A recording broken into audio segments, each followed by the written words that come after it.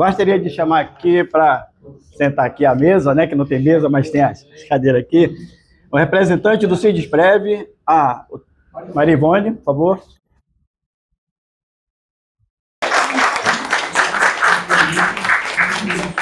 Representante do CEP, a Sara.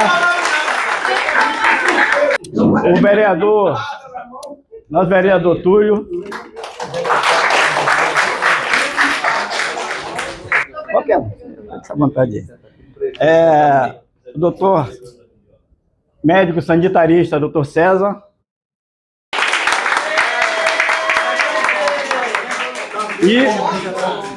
E o Davi, representando o gabinete do Josemar.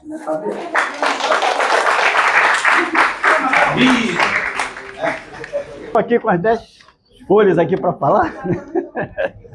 E vai ser rápido aqui, tá bom? Boa noite a todos, mais uma vez, né? Sejam todos bem-vindos ao novo espaço que inauguramos hoje. Bom, antes de iniciarmos este momento tão especial, gostaria de agradecer a todos os envolvidos nesse projeto. Isso aqui foi um projeto de muita luta, dedicação exclusiva, e se não tivesse a participação de todos, a gente não conseguia concluir esse espaço aqui, né? E é com grande alegria que celebramos junto à inauguração deste auditório, hoje, mais do que a inauguração de espaço físico, prestar uma justa homenagem a um profissional que fez do seu trabalho uma missão de vida. Ao dar este auditório o nome de Dr. César Roberto Braga Macedo, médico sanitarista,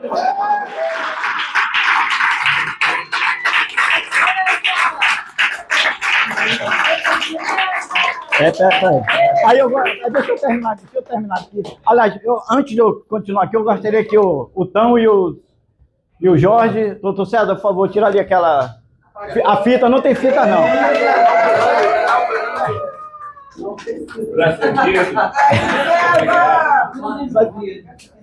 Puxa a fita aí tem uma fita ali.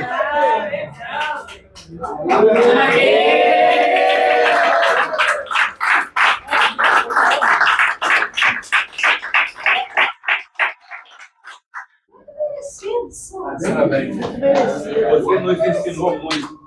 Isso que é importante. Socializar o que a gente... Vamos lá, vamos dar continuidade? Então, o nome do auditório, né? Dr. César Braga Macedo, médico sanitarista, já abrimos oficialmente aqui o espaço, né? Que dedicou... Vamos lá? Vamos.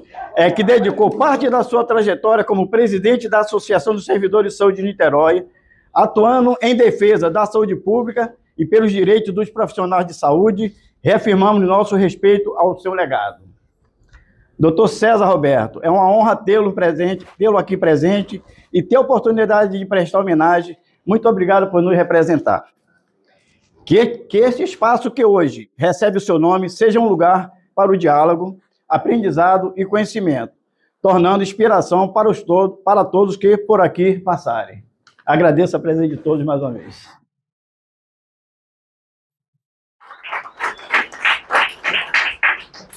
Agora, eu quero agradecer a todos que participaram desse projeto, né? Começou bem lá atrás, né? E aí a gente conseguiu abrir esse espaço. Esse espaço é uma trincheira de resistência, de luta. É um espaço para o trabalhador, do trabalhador, e aqui a gente vai construir várias formas de resistir a tudo que está acontecendo. Então, eu fico emocionado. Não vou chorar, né? A gente não vai chorar, É uma simples história. É uma simples história.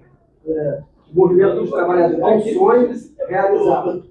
É muito legal a gente poder reunir nesse momento aqui de festa, de alegria, mas lembrar também que a gente teve uma trajetória que muitos ficaram pelo caminho, e muitos que ajudaram a construir essa estrada. Eu tenho certeza que o César, na verdade, fazer um bate-papo. A gente está inaugurando aqui, mas é um bate-papo, não é uma aula. Né? É um bate-papo com o Dr. César, que a gente tem muito orgulho de fazer parte da categoria, muito orgulho que ele tenha tido uma grande trajetória aqui nesse movimento, ajudou a criar essa entidade, mas essa entidade é uma entidade coletiva. A entidade de todos os trabalhadores. A gente tem aqui o CEP sempre andou junto conosco, né? O Sindesprev, outras entidades, né? Estavam sempre aqui na luta. Então, assim, é muito legal a gente poder chegar nesse momento. Aqui é uma trincheira de luta. Aqui é um lugar onde a gente vai construir um novo momento nessa cidade. O César vai falar um pouquinho. Todo quem já conhece o César há muitos anos sabe que tempo não existe, né, nesse caso, e a gente tem o prazer de ouvi-lo, né, de ouvir com muita atenção aqui, trocar ideia. Mas antes dele começar, eu queria falar um pouquinho do seu currículo. Eu falei, César, manda só um currículo resumido. Uma hora falando. Veio quase 10 páginas. Mas vou resumir para vocês aqui algumas coisas que é importante. Alguns que chegaram agora, saibam, né? Tem ciência do que a gente está falando.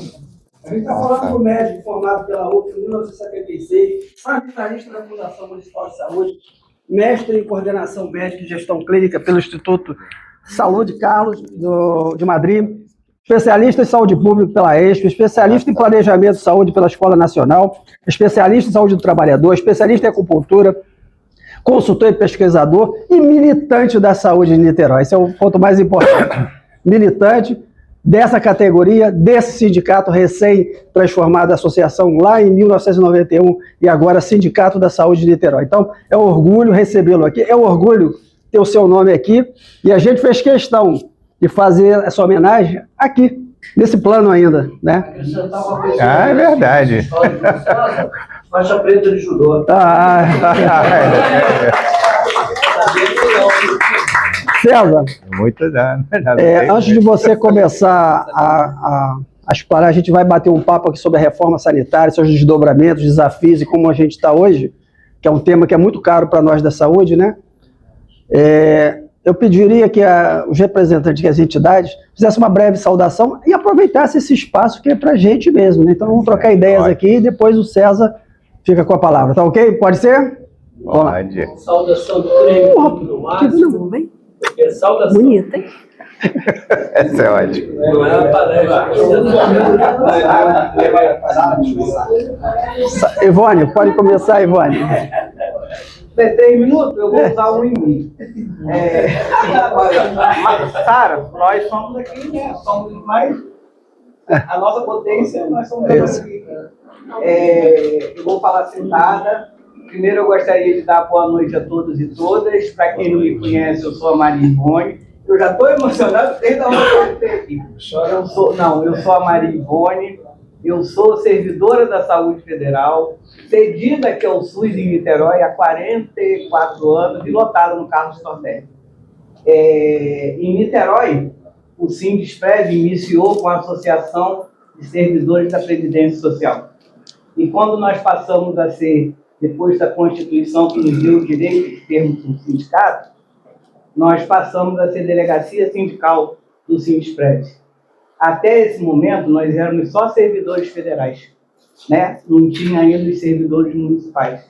E quando veio o SUS, né, dentro das nossas unidades, que modificou a estrutura das nossas unidades, nós do Sindesprev entendemos naquela época que, independente do nosso vínculo, nós éramos todos trabalhadores e exercendo o nosso papel nas diferentes categorias. Mas uma coisa para nós é importante, a nossa união. Porque o trabalhador tem que estar unido um junto com o outro, porque só dessa forma que nós podemos combater, né, todas as formas de precarização, todos os ataques que tem contra nós servidores. E, logicamente, que identificamos os companheiros, César, Maria, né? Maria Casanova. Presente, Maria. Mara. Como é que é o nome do advogado? Eu sempre confundo com o Bruno, é Carlos, né? Então não tinha como o Sindesprev não unificar a luta com a associação, né? Porque não, tá tranquilo, posso entrar por aqui. Nós era estarmos juntos na trincheira de luta em busca dos nossos direitos. E assim nós fizemos. Nós fizemos o primeiro congresso de unificação do ramo em 1997. Nós fizemos lá em Araruama, nós fizemos esse congresso de unificação do ramo. Miguel Pereira, Miguel Pereira, 1997, lá em Miguel Pereira. Depois nós fizemos o segundo congresso de unificação do ramo na Casa Bel, em Araruama. Nos atrevemos a representar a nível municipal até São Gonçalo, criamos a ATSUSG. Isso aí saiu da nossa... Né? Fizemos greve em São Gonçalo, né? O Sindusprev já tinha representação em São Gonçalo, mas levamos a associação até São Gonçalo na representação dos servidores também do município. Colocamos faixa, arrancamos faixa, invadimos não, nós não invadimos, não, é a base de tudo, para que a gente possa estar sempre em busca dos nossos direitos. Então, não tem nada que nos separe, não adianta dizer, é município, é estado, somos um só, porque nós somos trabalhadores. Então, para mim, estar aqui hoje e ver foto minha de cabelo preto, de cabelo quase grisalho e agora de cabelo branco, é uma emoção muito grande, porque a gente conta uma história de luta dos trabalhadores da saúde de Niterói, né? E é uma história de luta que vai ficar para sempre. Parabéns, César.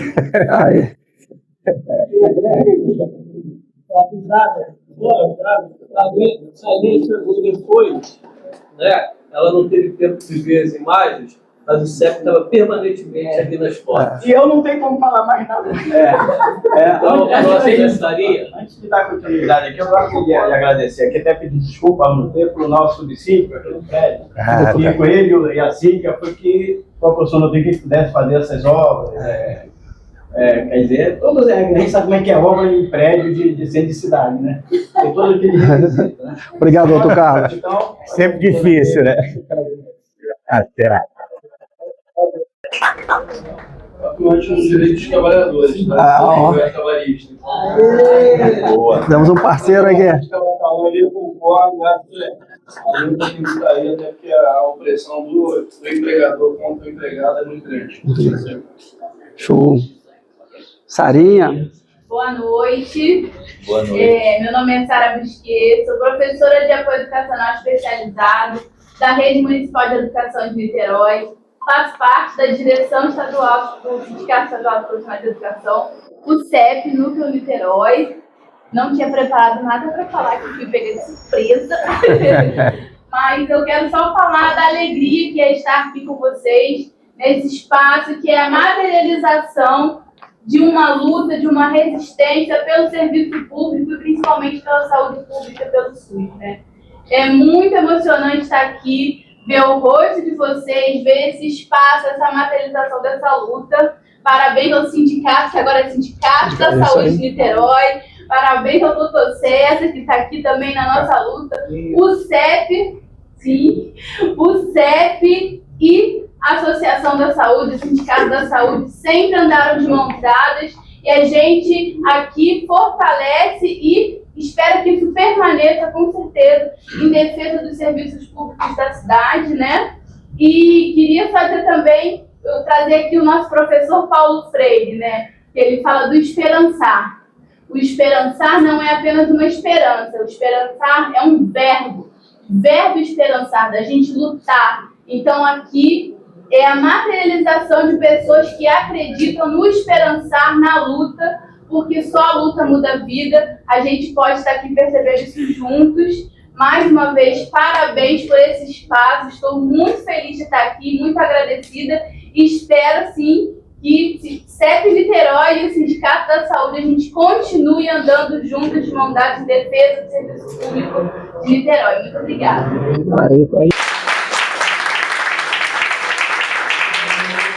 Pessoal, boa noite. Primeiro, quero dizer que é muito bom estar aqui com vocês nessa noite. Quero saudar as entidades aqui representadas, do CEP, do Sindusprev, saudar a associação. Estou olhando aqui esse auditório e estou sentindo esse clima de vitória, né? De a gente ter conquistado isso, vocês terem conquistado isso.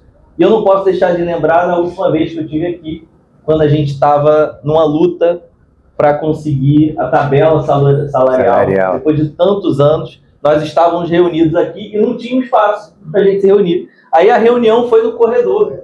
E aí era engraçado que quem estava no corredor do lado de lá não escutava direito quem estava aqui. Então tinha que ficar alguém no meio do caminho, levando, ouvindo a frase e passando para quem está do outro lado. Agora nós não precisamos mais nos preocupar, porque agora nós temos um auditório, um microfone, todo mundo vai conseguir se ouvir.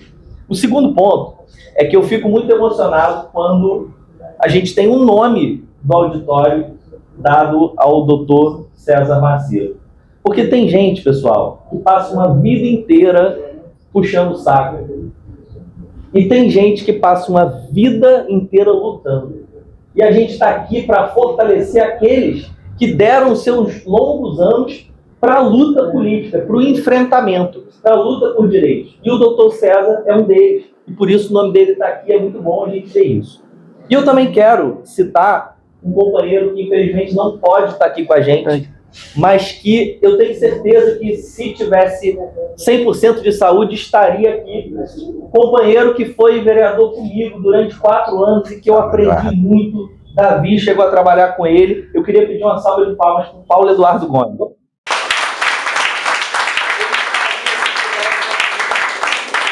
E aproveito para desejar pronta recuperação para o companheiro.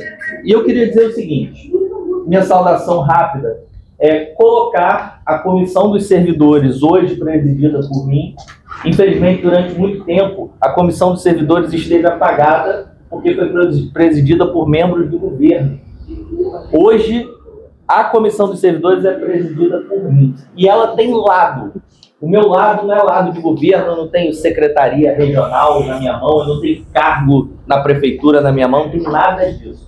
Hoje, a Comissão dos Servidores, ela existe para defender servidor. E eu estou 100% ao lado de vocês, da luta de vocês. Então, quero colocar a Comissão dos Servidores à disposição de vocês e dizer que a gente está aqui, o que daí vier. Parabéns, hoje é dia de festa, vamos comemorar. E representa o mandato do deputado estadual Josemar, professor Josemar. Faz a saudação, por favor. Boa noite, gente. Eu não preparei nada, fico de surpresa também, igual a Sara. Para mim, estar aqui com vocês hoje, inaugurando esse auditório, em homenagem ao César, uma referência de luta na cidade de Niterói. Quando eu estive no mandato do Paulo Eduardo Gomes, acompanhei muito de perto a luta de vocês. Estou aqui representando o mandato do professor Josemar, deputado estadual, militou também com muitos aqui, né? Começou a militar aqui em Niterói lá atrás, tem muita foto aqui dentro dele, dentro da sala aqui do sindicato. E é isso, uma honra estar aqui com vocês nessa noite.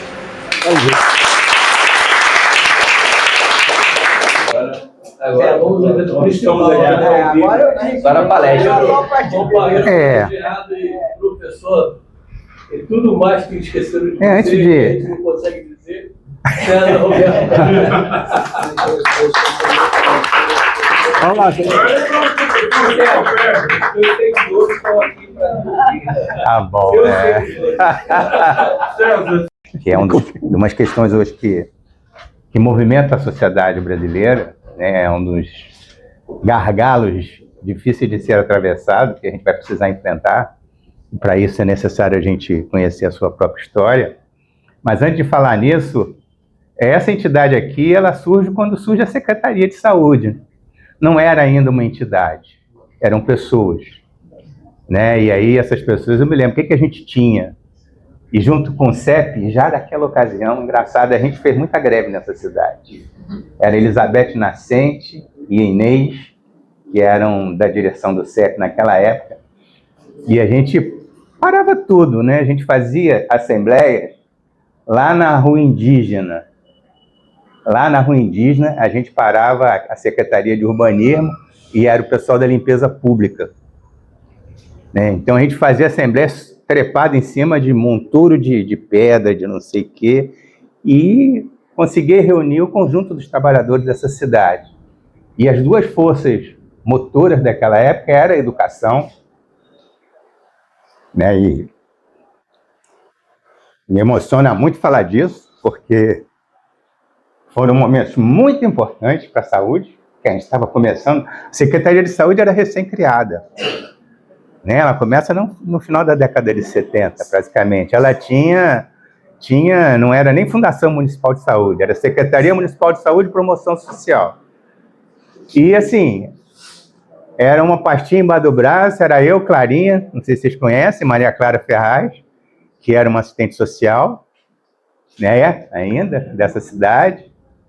Depois veio Valcler, depois veio Renato, enfim, né, um monte de gente, né.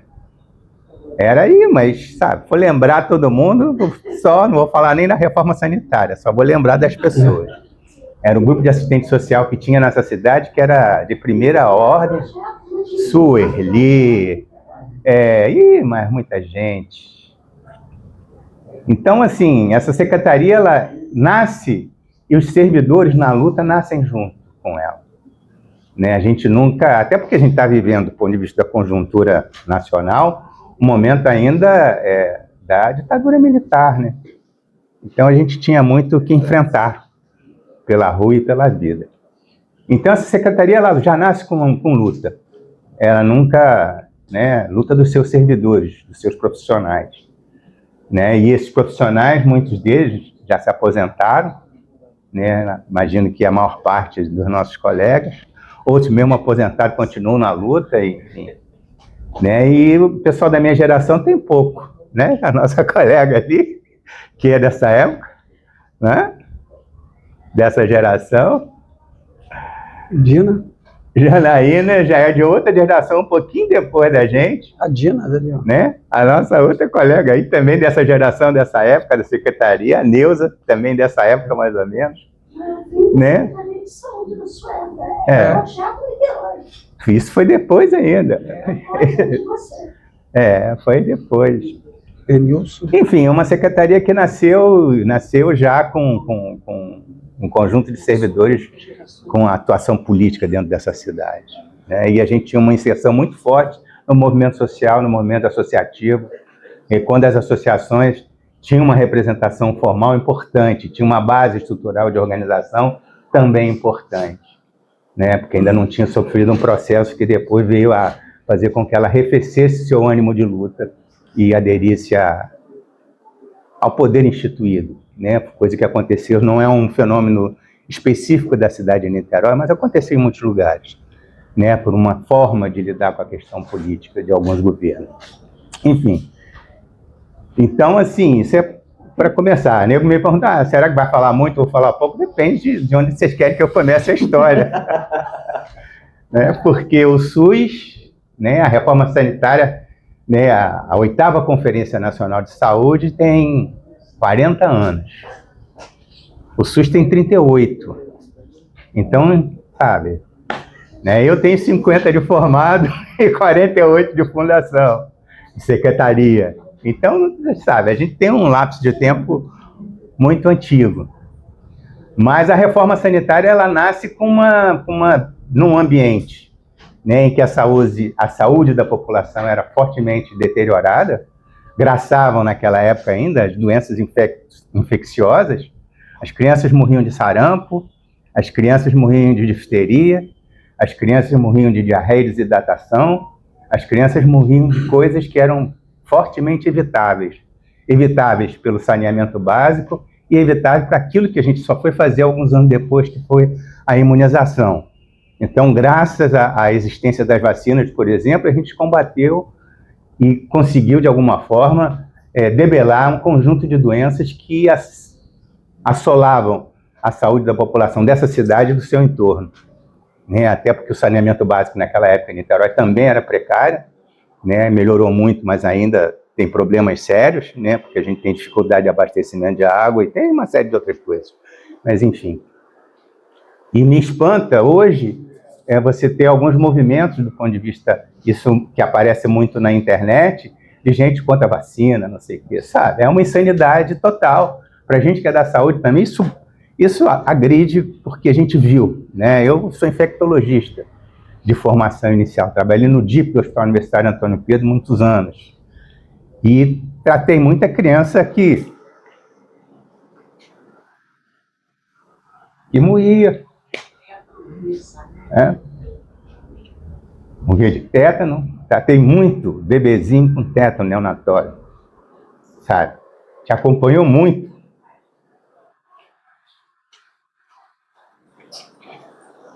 sofrimento direto das pessoas. E assim, eu costumo dizer que muitas vezes a gente conhece o drama, né? Isso que eu contei para vocês rapidamente, tem outros, isso é o drama. Mas é necessário que a gente dê um passo adiante, né? Que é reconhecer o seu autor, né? Não adianta só conhecer o drama. O drama a gente vive, o drama a gente conhece, né? Tem que, com o drama, a gente tentar resolver coisas, mitigar determinadas circunstâncias da vida, mas é como você tirar uma criança que esteja dentro d'água, num rio, morrendo afogada, e passa uma outra criança, e sem você saber que ali tem um ônibus que caiu e está caindo um monte de criança na água. Então você, não, tudo bem, tem que tirar, né? Mas você tem que olhar um pouquinho antes. O que está acontecendo? Essa curiosidade cada um de nós tem que ter. O que veio antes? O que foi que determinou isso? Esse é o autor. E no nosso caso, a reforma sanitária ela veio para tentar, de alguma forma, resolver essa questão. O projeto da reforma sanitária é muito maior do que o SUS. O SUS é filho da reforma, mas o SUS não é a reforma. Porque a reforma ela parte de um diagnóstico do ponto de vista da organização social e política daquele país, social e econômica daquele país, né, e as doenças e a miséria, ela parte de um diagnóstico de vida, né, e compreende. Né, primeiro muda o conceito de saúde. Né, a primeira coisa, era necessário que os profissionais de saúde entendam isso. Era necessário que os profissionais de saúde compreendessem a saúde para além da dimensão de ausência de doença. Saúde era alguma outra coisa muito maior do que isso. Né? Não estar doente não significa ser saudável. Se as condições que são capazes de gerar aquele processo estão lá. É como você ter que passar por um lugar, uma pinguela todo dia, né? Pode ser que não caia da primeira vez, da segunda, mas um dia você vai cair, porque aquele é o único caminho que você tem para passar.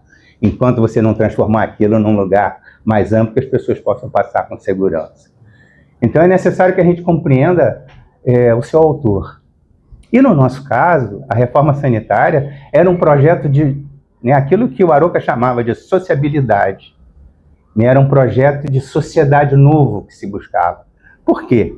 Por que a gente caminhou sempre? E era uma prerrogativa nossa. Né? A gente buscava tanto o CEP quanto o CEP nos buscava. A gente tinha até um jargão: arroz, feijão, saúde e educação. E era isso mesmo, arroz e feijão. Né? Porque os meios de vida e de subsistência, né, o arroz, o feijão é a alimentação, né, genérica, né, as pessoas poderem ter acesso à água tratada, à alimentação adequada, transporte, à moradia, etc, etc. Esse é o aspecto da vida que faz com que as pessoas consigam ter saúde. A outra coisa são os bens materiais, mas temos que trabalhar os bens simbólicos. Aí entra a questão da educação, da cultura, da saúde como uma retórica que, de alguma forma, compreenda a saúde e doença dentro desse processo. A reforma sanitária é um processo civilizatório, era uma proposta de construir uma civilização nova. O SUS é filho da reforma sanitária, assim como, por exemplo, a reforma psiquiátrica é filho da reforma sanitária. E aí a reforma sanitária, imagina a reforma psiquiátrica, que complexidade é, né, quando você tem centenas de anos, as pessoas sendo institucionalizadas, né, como é que você vai lutar contra aquela instituição, que é o manicômio? Todas as pessoas, qualquer desequilíbrio, qualquer distúrbio mental, qualquer sintoma mental, era objeto de você fazer uma internação, institucionalizar pessoas, muitas vezes, e famílias destruídas por anos. Camarada, como é que se confronta isso? É claro que construir os dispositivos necessários para a assistência das pessoas antes, né, é um avanço muito grande, mas se a sociedade não muda, as circunstâncias geradoras, elas continuam existindo, para além das nossas particularidades individuais, tem um meio social, né, que desencadeia processos o tempo inteiro.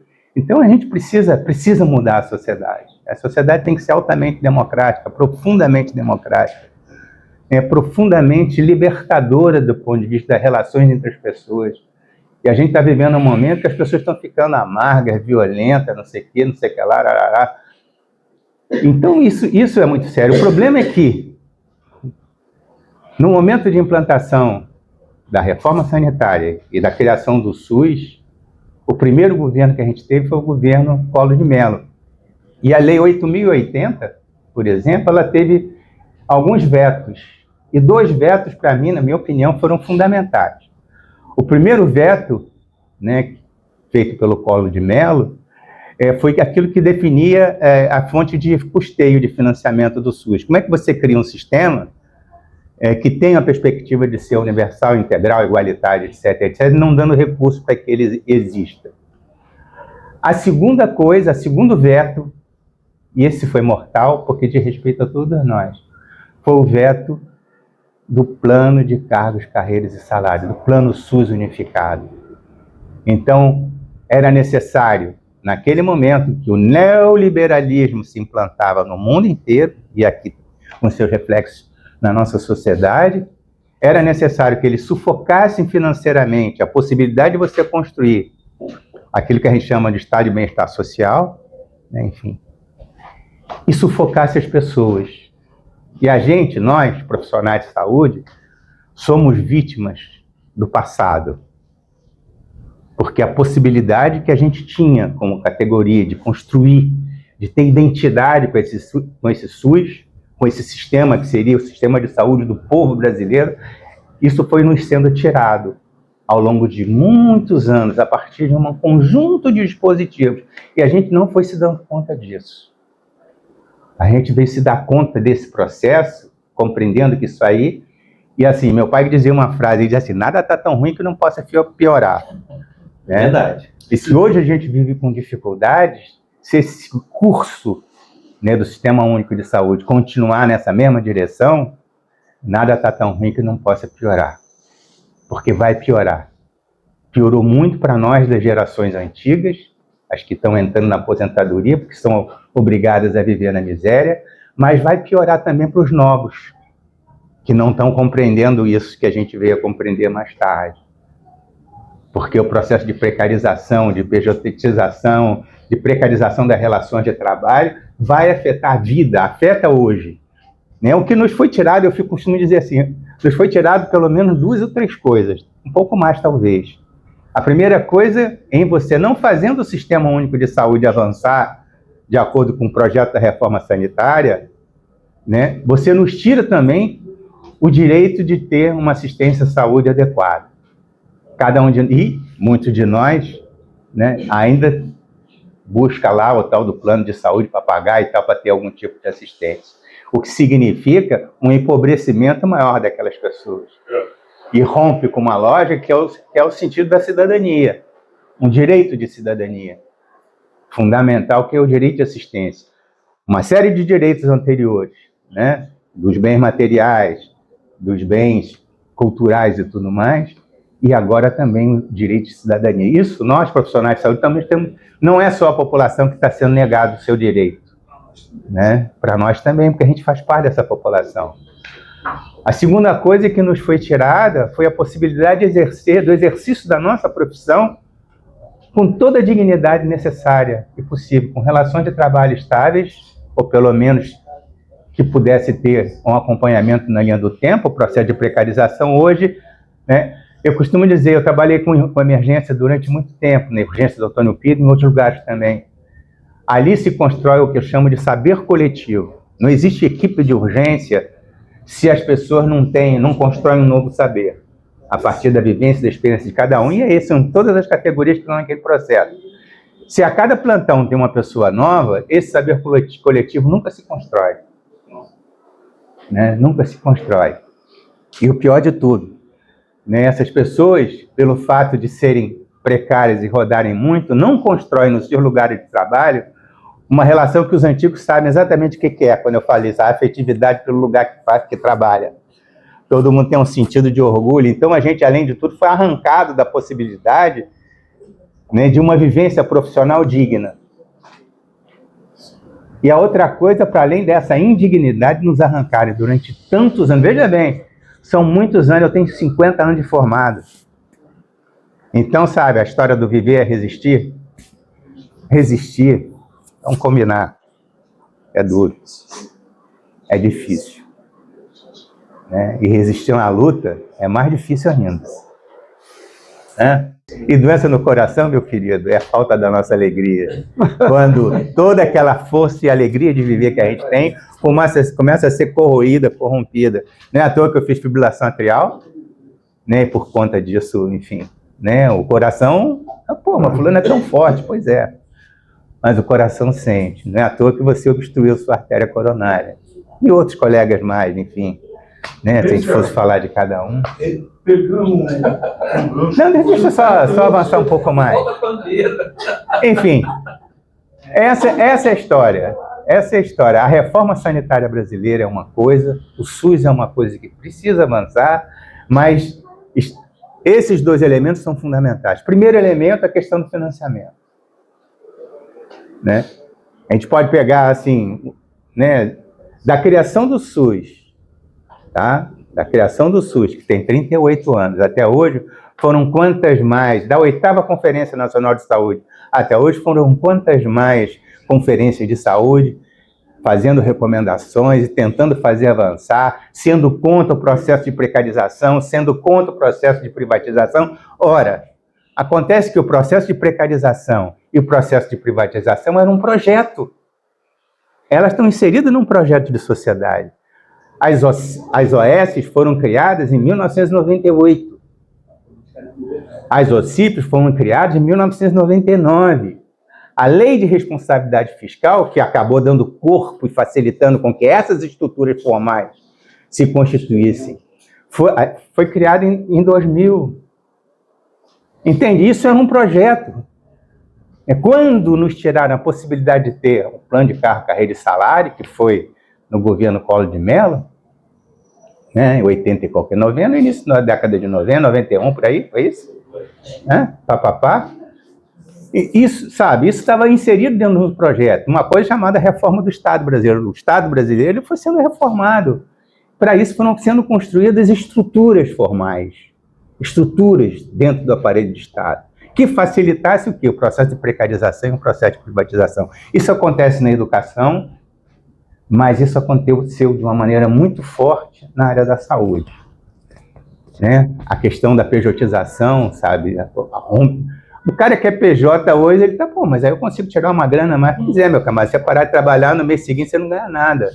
Se você se aposentar, não sei o quê. Se você ficar doente, você tá lascado. Sabe?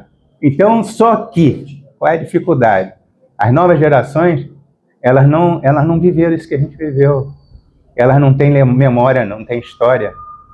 Né? Essa é uma história muito comprida. Eu não vou contar essa história toda, não, porque imagina, são mais quantas conferências nacionais de saúde que a gente teve, né? 8ª, 9ª, não sei o que lá, até hoje é muita história. Isso é motivo, a gente pode até um dia, assim, organizar um curso e trazer algumas pessoas para falarem de cada um. Tem um colega nosso, que não sei se vocês... Alguém deve conhecer, Ari Carvalho de Miranda. Sim.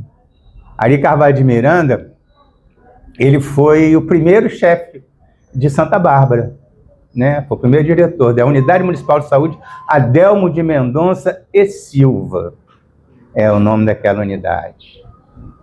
E ele meu amigo, então, ele foi o chefe de gabinete do Aroca no momento da reforma sanitária. E ele é do SEST, né? De Saúde do Trabalhador da Escola Nacional de Saúde Pública. Então é importante a gente trazer um dia o Ari para falar. Ele pode falar sobre a questão da saúde do trabalhador, mas pode também recontar para cada um de nós o que foi, né, todo esse arcabouço do ponto de vista como a sociedade, num determinado momento, conseguiu forjar uma aliança entre as pessoas que pensavam a saúde, os profissionais de saúde e a sociedade. Naquela época, o movimento associativo era muito forte. A gente tinha, além de tudo, FAMERD e FAPERD. Depois essas estruturas foram se modificando. Mas, num primeiro momento, foi fundamental, isso no Rio de Janeiro.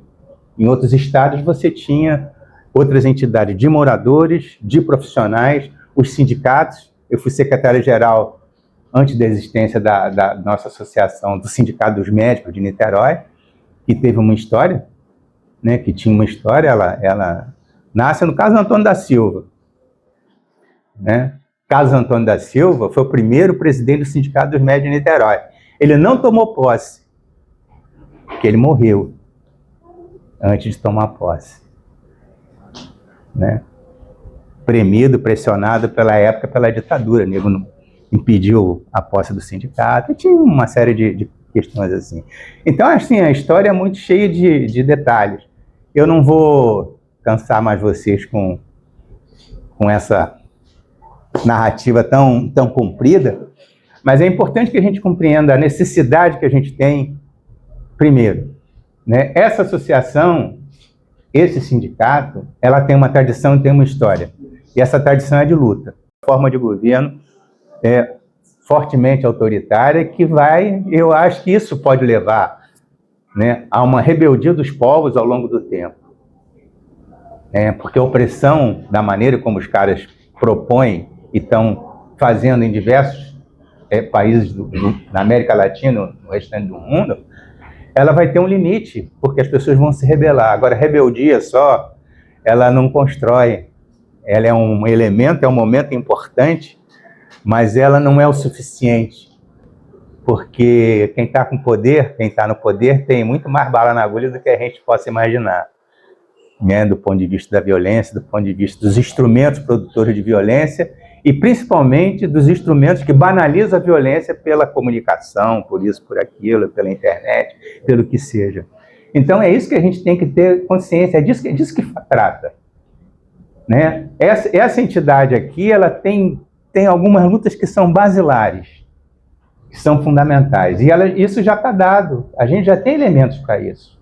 Primeiro, a implantação da tabela salarial não é uma questão salarial única e exclusivamente, porque ela se confronta com um processo de precarização no sentido amplo do termo, de precarização das vidas pessoais, mas do ponto de vista das relações de trabalho, precarização no sentido amplo, que é o que faz com que as pessoas busquem formas alternativas e que se assujeitem a ser RPA, a ser não sei o quê, a trabalhar por bico, né, ter contrato intermitente, essa coisa que vai acabar a ser substituto de não sei o quê, rarará. Eu tive colegas que ele era médico de plantão. De onde? Onde tivesse. Sabe? Quem é que aguenta? Aí assim, quem é que aguenta trabalhar isso durante não existe autonomia nenhuma, você sabe por quê? Ele não é autônomo, porque ele não é dono do seu destino. O seu destino é determinado pelo aquele que te... Ele não tem autonomia nenhuma, o que ele não é autônomo. Ele entra na porta que se abre, e essa porta do outro lado pode ter o inferno, sem que ele consiga dar conta disso. Então, sabe, é necessário que a gente entenda. Então, a luta pela tabela salarial, aquilo que a gente conseguiu ano passado, que foi uma vitória importante, ela precisa ter um desdobramento, ela não pode ficar naquilo. Você sabe por quê? Por uma questão muito simples, porque, primeiro, a gente estava num buraco tão fundo que parece que deu um respiro. Só que a gente vai perceber, e não vai demorar muito tempo, que esse respiro ele é insuficiente do ponto de vista da organização da vida. Para manter a respiração. Né? Esse suspiro não dá conta. Por quê? Porque ele trata um drama, mas é incapaz de enfrentar o seu autor. E aí a gente precisa implantar a tabela salarial, que precisa ser renovada, porque daquilo que a gente propôs em 2015 para cá já teve perda, que a gente nem botou, né? Porque ainda fica assim, pô, mas... Né? Aquilo que nem os colegas entendiam que a gente podia avançar. Né? Quando a gente mostrou aquela tabela a primeira vez, não, mas isso é demais. Como é demais? Porque isso está baseado num princípio básico, aquilo que é suficiente para a gente viver. O que estava ali escrito nessa tabela é o seguinte: isso aqui é o básico para a vida de cada um de nós. A outra coisa que vai ser fundamental, que vai se confrontar. Por que essa luta é difícil? Porque ela se confronta com um processo de precarização e de privatização da saúde. Porque a hora que tiver uma tabela implantada, ser profissional de saúde concursado vai ser muito mais atraente do que ser qualquer outra coisa, do que ser PJ, do que ser do que ser qualquer outra coisa. Então, ela é fundamental e é o que vai garantir que os nossos colegas, ao se aposentarem, tenham uma vida digna. A segunda coisa que é fundamental, que esse instrumento já tem, que é o plano de cargo, carreira e salário. Porque ele diz respeito àquele projeto está lá atrás, né? Na década de 80, 90. Está lá atrás. Então, sabe, e ele precisa sair um pouco dessa visão de ficar naquele rame-rame com a Secretaria de Saúde. Não é um jogo de força ali com aqueles servidores do Coru, antigo Coru. Não é isso. É uma questão, um plano de carro salário é uma questão política de fundo. De fundo, porque aquilo é um instrumento de enfrentamento das condições de precariedade. Porque ela dá para nós um sentido de profissional, coisa que a gente veio perder. As novas gerações, por não terem essa memória, elas perderam a identidade. Se perguntar para eles o que nós somos, eles não vão saber responder. Vocês acham que os profissionais que... Bom, vai pegar o Getúlio Vargas Filho, quantos profissionais tem que são estatutários ali? Tem 5 ou 6. Né? Pergunta para aqueles servidores profissionais que são da OAS se eles são servidores públicos. Eles não vão saber responder. Eles não vão nem responder. Não vão responder. Se você perguntar aí para o nosso vizinho aqui, o Hospital Universitário Antônio Pedro, participei de muita assembleia lá, como as pessoas se apresentavam. Eu sou fulano de tal, eu sou médico, tal lugar, não sei o que, não sei o que lá. Aí outro lá, eu sou fulano de tal, eu sou da EBSER.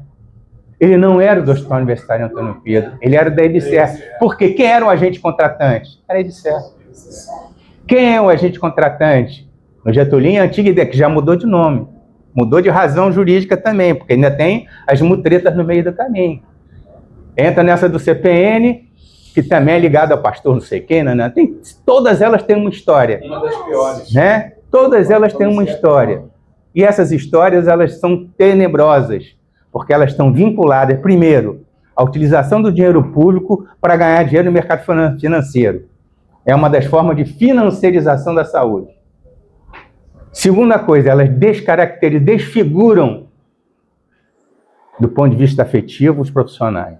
Quando promove a rotatividade é imensa.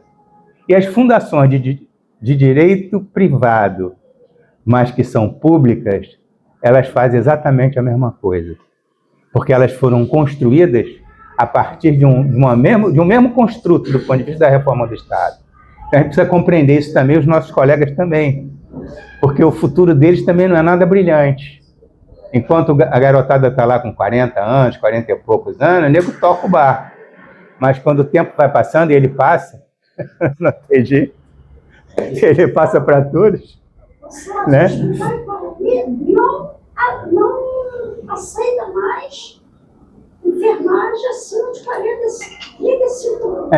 Não contrata mais. Exatamente. Niterói, se você sofrer, é RPA. Não tem funcionário. Isso que você está dizendo é tão sério, tão grave, para vocês entenderem a questão do SUS. Qual o defeito do SUS? Incorporar esse tipo de visão. Porque esse tipo de visão, que é muito forte na iniciativa privada, também está incorporado fortemente na área pública, e não o contrário. Né? Aliás, o que eles tentaram aprender com a gente durante algum tempo, né, aprenderam, para depois impor um conjunto de outros conhecimentos, outra forma de lidar e tal. Enfim, essa é uma história muito comprida. Eu vou encerrar um pouco por aqui. Isso é para a gente entender. Primeira coisa, a gente tem uma grande tarefa. Esse instrumento, essa ferramenta, esse lugar, eu me lembro, olha só, quando a gente bolou aquilo ali, aquela logo ali, alguém me perguntou, por que aquele negócio é vermelho? Numa época, veja bem o que é muito engraçado isso. Só vou contar essa historinha rapidinho. Por que aquilo é vermelho? Porque numa época em que tudo que era vermelho, eu não podia usar nem roupa vermelha, porque o bicho estava pegando. Eu olhei assim, aí eu olhei para a cara da colega e falei, isso aí é o sangue na cruz do sofrimento humano. Na verdade, eu usei um artifício do ponto de vista da compreensão religiosa do termo, né? Porque é o sangue de Cristo, é isso. Né? Mas o que representa o sangue de Cristo? O sofrimento humano. E a vida das pessoas, é disso que trata. Por isso que aquela gota que é o sangue, ele é vermelho, não deve ter outra cor. Porque o sofrimento humano, assim, os humanos, que é um grave defeito, eles morrem. O problema é que antes de morrer, eles sofrem. Né? E esse sofrimento, né, cada um de nós que já conhece o drama, é necessário que a gente compreenda para além do drama. Conheça o seu autor. Porque assim a gente consegue enfrentar. E a gente tem que se preparar para isso. A gente tem que se preparar. Hein? Hã? Está falando sobre a isonomia salarial. A isonomia salarial não é isonomia, né? A gente tem a tabela salarial que estabelece um patamar, né? Essa é a tabela salarial. É. Porque, veja bem, quando a gente lá atrás fez a tabela salarial, ela teve um fundo, né? Ela não foi inventada do acaso, né? Ela foi criada em função dos salários praticados dentro dessa cidade. O que a gente fez foi o salário que já praticava nas outras formas de contratação. Então, o nego pagava a RPA tanto, pagava não sei o quê, a OS pagava tanto, a gente pegou e aí montou uma tabela utilizando aquela lógica, entendeu? A gente não chama de isonomia, mas é um salário que tem uma progressão, ela tem um fundo, né? Não foi uma coisa aleatória, ela tem... Até porque aquilo que o nego jogou a gente num buraco tão fundo, veja bem, o salário de entrada do nível superior, do concurso público, nessa cidade era 2 conto e pouco, vamos combinar. Sabe? Então é isso, meus amigos.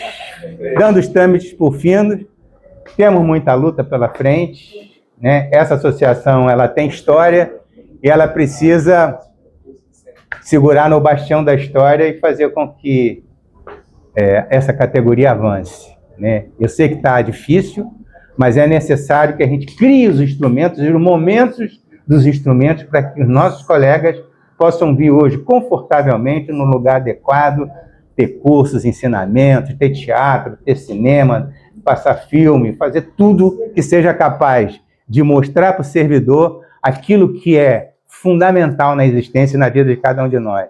É o valor que cada um de nós tem.